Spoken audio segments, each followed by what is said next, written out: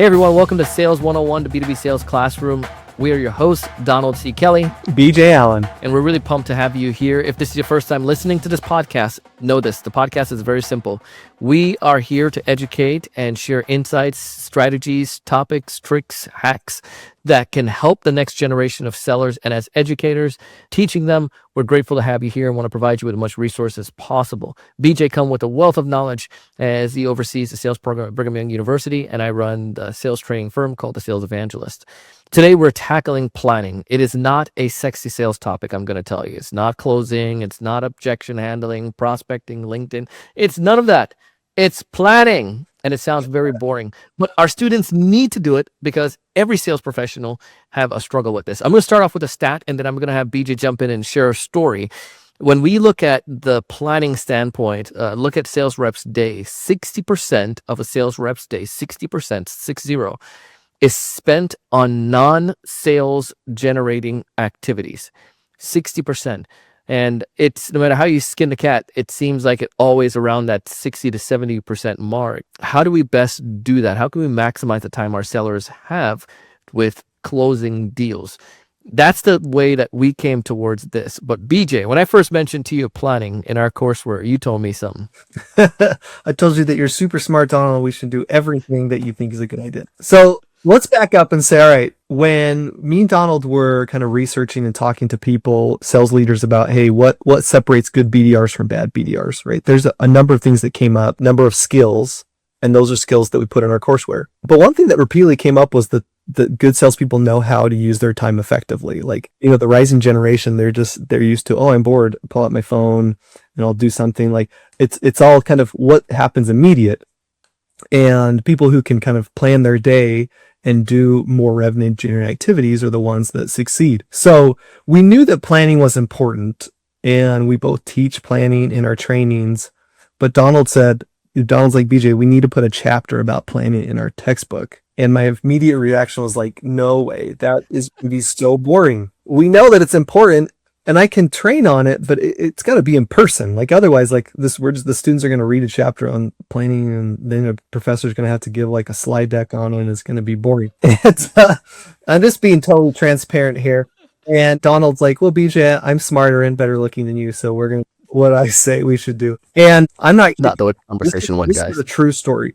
My very first semester teaching, we have the students write, I do this every semester. The students write a final paper that's like the top things they learn and how they're going to apply it. But my very first semester teaching, I get those back and I'm just blown away because the thing that's mentioned the most is planning. The students mentioned that was mentioned the most as the thing that they learned and took away that would bless both their sales career and life was they learned how to plan. And so, when me and Donald decided to do an episode on planning, I didn't say this time that it was boring. I said, yes, we should do it because I think that's something that's probably not taught a lot in sales classes. And as we get feedback about our textbook, this is something that professors say they appreciate because they weren't totally sure how to teach it in a curriculum format. And so, yeah, I'm pumped to talk about this because I know it helps students. Oh, 100%, man. And, and I feel like the piece that I got from my students, because it was shockingly one of the ones that came back to I thought my jam is LinkedIn. So I was really waiting for like prospecting to be the winner, but it was up there, and it was also planning, because planning was something they were able to do right now in their day, because then they can look at their schedule and say, am I being effective? Am I, spending, 5 hours at a party last night on a Tuesday night? That makes sense when I got an exam. It's, 8 o'clock in the morning. Like you can quickly start to adapt it to your personal life. And that's one of the things that you mentioned. And what I try to emphasize is that these are principles that can extend beyond just sales. It's in your professional career, whether you go in sales or not, because we have a lot of students who are taking a class because it's maybe it's one that they need to get. But then once they come into it, I want them to leave knowing that sales doesn't just have to be exchange of dollars. You're selling a lot, and that strategy planning part is critical. But let's talk about it though. Like, I'm a professor and I do want to teach it. Let's break it down as far as what we teach when it comes to planning in the curriculum sense. You mind taking away on that? Yeah, totally. So the first thing is we teach the principle about why we do it. So we're not coming in saying, oh, we're going to talk about planning and color coding and time blocking, right? We're talking just general. Let's talk about the principle of time Yep. management. Why is time management important? And so in my class, we do an activity where I basically teach them how impossible it is to multitask, right? And they all think they can. And then they all do an activity where they learn that they're not really effective at doing two things at once. And then I showed them some kind of psychological studies about how only like 5% of the population can actually multitask effectively. And then they're like, oh my gosh, like, They're like, I'm in the top 5%. yeah. Yeah.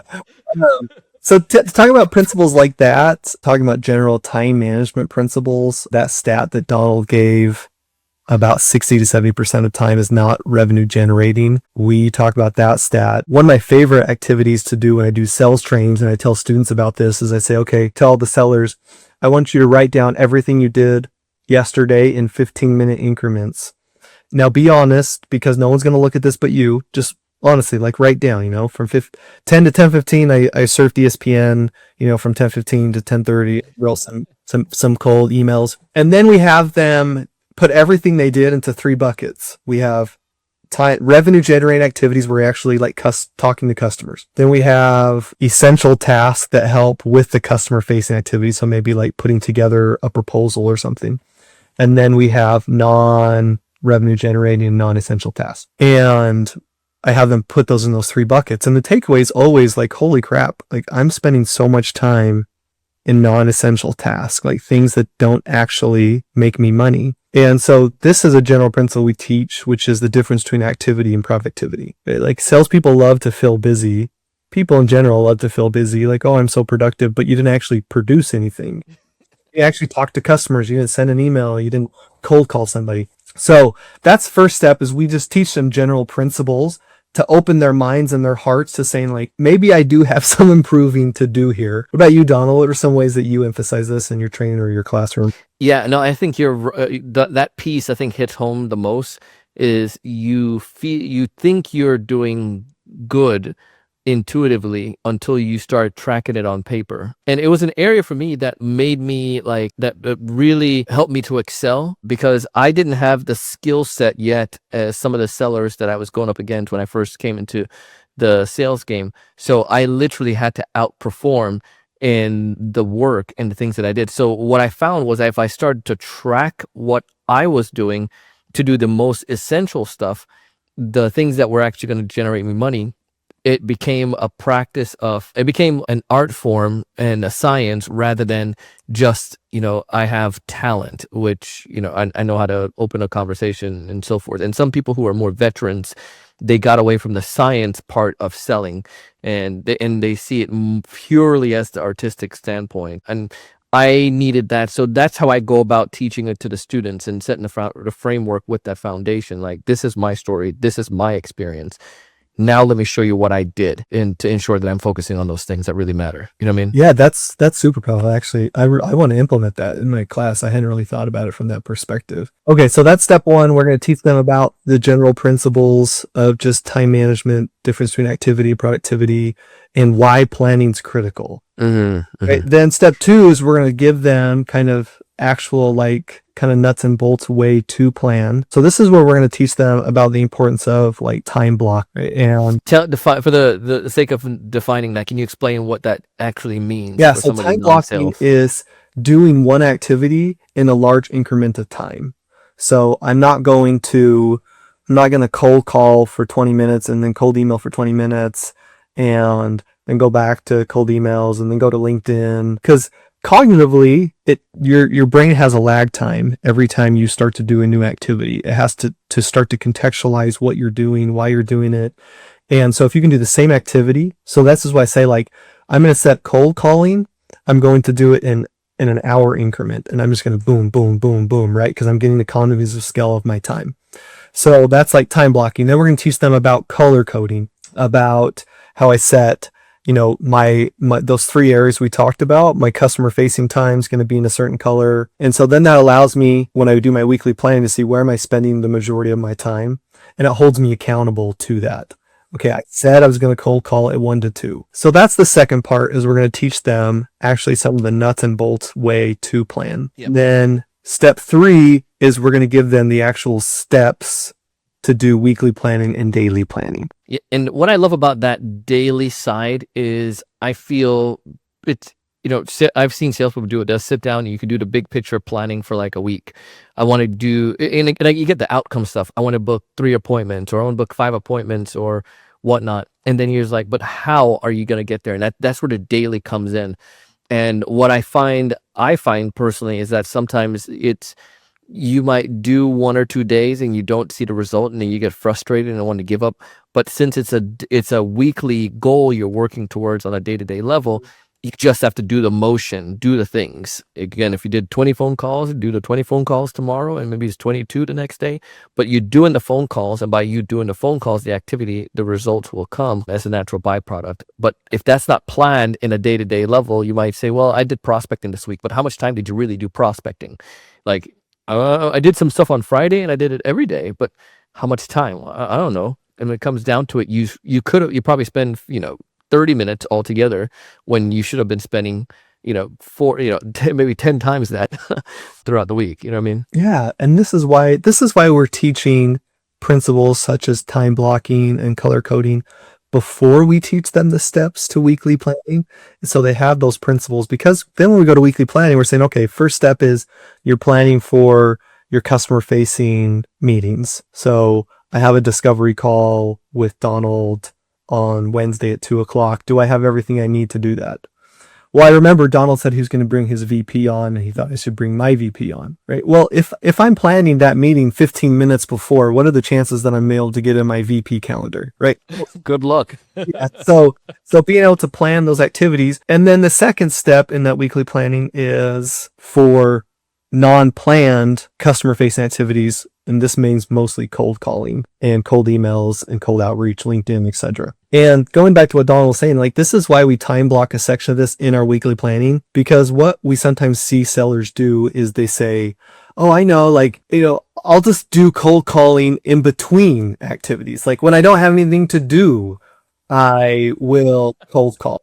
Well, as the book says, cold calling sucks. You will find ways to avoid doing things that aren't fun. And so you can always find something else to do. And then all of a sudden you're a BDR and you realize at the end of the week, I only spent like 5 hours cold calling when that was supposed to be like how I reach my KPIs. But if I weekly plan and I say, hey, Tuesday, my prime hours are 3 to 5, and I've blocked that out already, and I'm treating that just like an appointment. And now I'm holding myself accountable. I'm saying, all right, from 3 to 5 is my cold calling time, and that's what I'm going to do. And so then I'm not just doing the cold outreach or following up with customers, whenever I can find time, because you're never going to find time. Yeah, it's one of those things you just have to make the effort to do and to put in place. I love what you talked about with the color coding. That's one of the things that we put in the courseware there. And even today, before the call, I had an appointment come in for a potential opportunity. So that's light green, because I like looking at my calendar and I like seeing green, man. Green is money. So I was like, are these money generating meetings? Like, oh man, I got a bunch of purple meetings. Those are internal meetings. I don't want to do that. I love it. I do the same thing. Maybe I learned this from you, is the revenue generating activities are green. And so when I do cold calling, instead of saying, oh man, like I got to do cold calling, I'm like, hey, this is my money time. This is my green time. This is it, man. I'm excited. It's kind of just a way to maybe trick your mind into doing a little cognitive shift from dread to excitement. All right. So we helped them understand the foundations and the purpose, and some of those blocking and tackling when it comes to time management. Let's get into the nuts and the bolts now. Some of the core of time management. One of the things that we've both looked at, and especially as we created a courseware, and I know as you're teaching it, and I taught it too as well, is helping them to understand that measurement, right? That can come from it. And you kind of alluded to this earlier, and when we just talked about it, money generating activities versus not. And then go back to what I stated from the beginning. When I was going up against some of these reps, these guys may know instinctively to some degree if I do X amount of calls, I'm going to get an opportunity, right? But I needed the science of it because I was like, bro, I am making these phone calls and nothing's happening. What's the magic number, or am I planning out my day? And it, I started recognizing some ratios, like, if I did, on a day-to-day basis, like, say, this is rough numbers, guys, don't take this as your things, but if I did X amount of, like, say, 30 sales activity, it was roughly where I started to get in conversation, or maybe a little bit more than that, and I got an appointment. So then I started to know, like, let's say 30 to 1, for every 30 calls or activities, this could be emails and phone calls, I would get a conversation. And if all the 10 conversations or I have in one day, or 5 conversations, one of them turned into an appointment. So now I knew that I needed to get those 5 conversations as a daily goal, because that's going to lead to one appointment, generally speaking. And in order to get those 5, I needed to spend X amount of time doing outreach in my emails.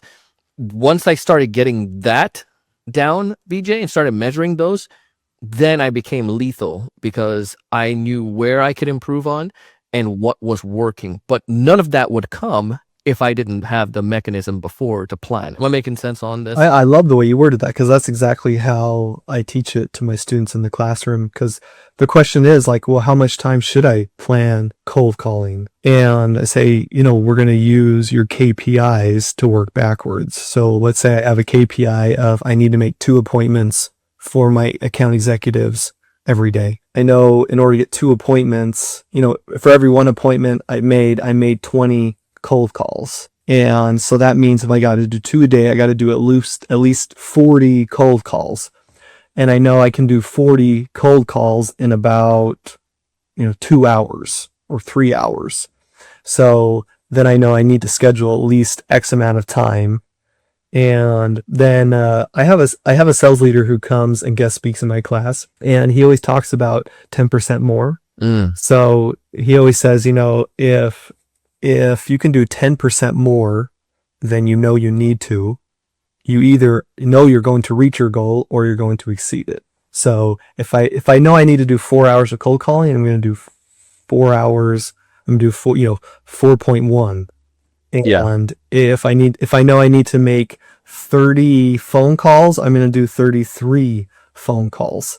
And so that's a principle also that I like to teach. But anyway, so going back to what you said, it is about helping our students see that the roadmap to reaching their KPIs is planning, but it's not the other way around, right? We're setting our KPIs, and then we're making a plan based on whatever our KPIs are. And I think, what this does, it gives it for me, again, it gives the students, when I taught them this, it's like their eyes open, because everyone coming to sales thinking it's just, you got to have the gift of gab. And if you have the gift of gab, you can do well at it. And this is not jiving with the gift of gab. It's yes, and yes, you need to be able to speak, but you don't need to be an orator. But if you speak to enough people, yeah, I can be successful in sales. Yes. And over time, you can refine that. And that's where the fun part comes in as you go later in the semester. You might say, and I think we have this in our sim, but you may not necessarily need to do as many outreach anymore to get to that level. So, maybe I was doing 30 outreach to get to the conversations, where I find, because I'm refined my skills and done enough role play, I'm probably around a 20 to 25 outreach now, where I can get it, because I'm still going to get people who don't answer and so forth, but my conversations become more effective. But that's a measurement that you can start quickly to see and say, am I getting better at sales? Even if you're not necessarily closing deals yet. You know what I mean? Yeah. And we do something similar using analytics to determine when we're going to do cold calls, right? So we've analyzed our CRM to find out the time that customers answer the phone most is from 1 to 2 o'clock. So I'm avoiding setting appointments from 1 to 2 as much as I can, because that's when I want to do my cold outreach. So yeah, I think you're spot on in saying that. So let's say, Donald, let's say that someone's listening and they're like, okay, I like this, but how do I teach my students to daily plan, to time block, to color code? So what we're going to put in the Substack is we're going to put an actual image that we show our students of what their weekly plan should look like after their weekly planning session. And you'll see how we color code it, how we time block, and how we help our students kind of see the activities they should be doing. 100%. And if you like that, you will definitely love our course, where we do have a link to that as well, where you can check it out and utilize it or test it out. If you'd like to get a demo, you can connect with BJ, myself, or with some of our friends over at Stukins, and you can get a walkthrough and see how you can do it and see all of this. Now you know the backstory. You'll see chapter 2. It's a chapter 2. You'll be like, this is what those boys were talking about. As always, we hope you found value in today's episode. Connect with BJ and I on LinkedIn. Check out the Substack and get all the details there. Anyways, thank you so much for joining, and hope to see you on the next one. But good luck selling. See you on the next one, guys.